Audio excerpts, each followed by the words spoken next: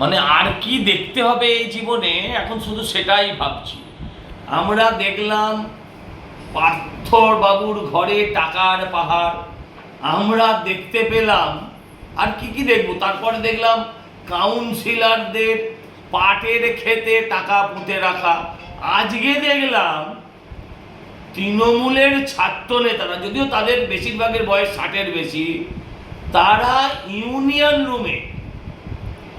Union রুমে আলমারির ভেতর লাখ লাখ টাকা, এবং সেই টাকাও উইয়ে খেয়েছে। ভাবতে পারেন কত টাকা থাকলে পরে টাকা উইতে খায়।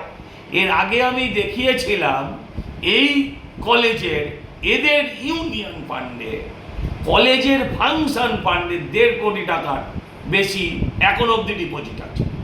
আর এখন দেখা যাচ্ছে লাখ লাখ টাকা উই খাওয়া, এবং এই সমস্ত টাকা জনতার, এদের গরিবের টাকা, ছেলেদেরকে ভর্তির টাকা। যেখানে যেমন চাকরি দুর্নীতি দেখেছেন, টাকা নিয়ে চাকরি হয়েছে, ঠিক সেরকমভাবে এই সমস্ত কলেজগুলোতে লাখ লাখ টাকার বিনিময়ে, লাখ টাকা কম বললাম, কোটি টাকার বিনিময়ে এই সমস্ত কলেজগুলোতে এরা ভর্তি বিক্রি করেছে। আর এদের সঙ্গে মাথা থেকে পা অবধি যুক্ত। এদের কোনোদিন পুলিশ টাচ অবধি করেনি।